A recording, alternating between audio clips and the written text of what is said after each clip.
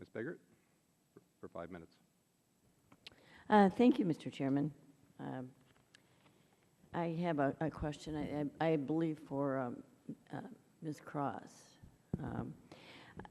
I introduced a bill, H.R. 33, a clarification bill to allow church plans to invest in collective trusts so that like corporate and other secular pension plans, church pension plans for clergy can have the benefits of collective buying power. And collective trusts generally allow pension plans to pool their assets, diversify their investments, and share the risk and transaction costs with other pension plans. And I was informed that both staff at the SEC and my staff discussed this issue and agreed upon the language included in H.R. 33.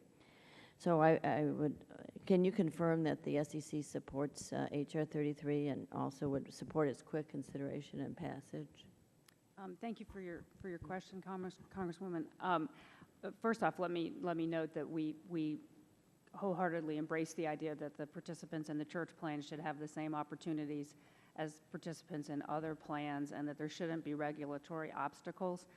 The Commission hasn't taken a position on the bill, so I need to start there. From the staff's perspective, the only thing that we want to make sure is that there aren't regulatory gaps that would work to the detriment of the people in the church plans compared to other people in these kinds of employee benefit plans. So we'd like to take a careful look and make sure that there wouldn't be regulatory gaps, and if there are, work with your staff quickly to address them. Good. I appreciate that. Thank you. I hope that you will support it.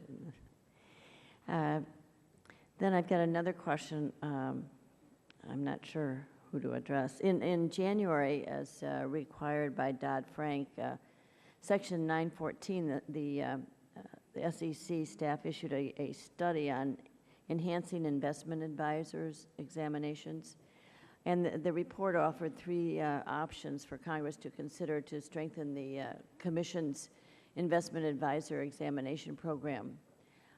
I'd like to know which option do you see as being the most effective, efficient, and cost-effective for the SEC?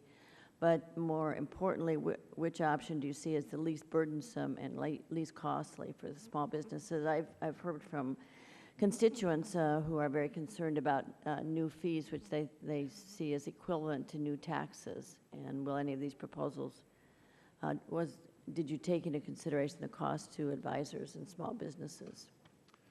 Congresswoman, I'll initially answer that and share the perspective that the 914 study laid out the 3 options of either increasing examinations of investment advisors through user fees on the investment advisory industry, which would allow the exam function in the SEC to grow and close that gap of being able to examine further investment advisors. The second option was to, through dues, establish a self-regulatory organization for the investment advisory program, similar to what you have with regard to FINRA and the broker-dealers.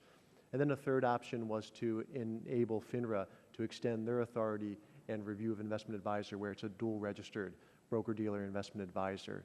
All 3 of those options are reasonable and feasible options. As you mentioned, there are some investment advisors, smaller businesses, medium-sized businesses, who feel that it's more efficient to invest in the SEC since it already has the infrastructure, is already doing the exams, and grow that program. There are others who feel that it would be more efficient to invest in a self-regulatory organization that's closer to the industry, and that would be done through dues.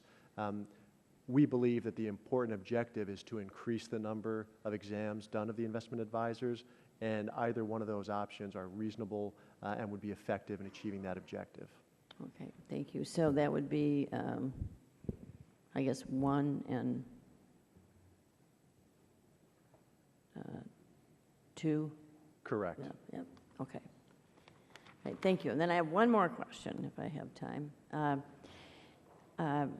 Last month, when Chairman Shapiro testified before the committee, I asked her about the SEC interaction with the Department of Labor, which has proposed a new definition of fiduciary, which would significantly modify 35 years of established law. And then I also had an opportunity to ask Secretary Solis from the Department of Labor about the same issue, and I was concerned that the Department of Labor was not listening or really working with the SEC. So has there been further discussion about the fiduciary between the Department of Labor and the SEC? Congresswoman, I'll answer that.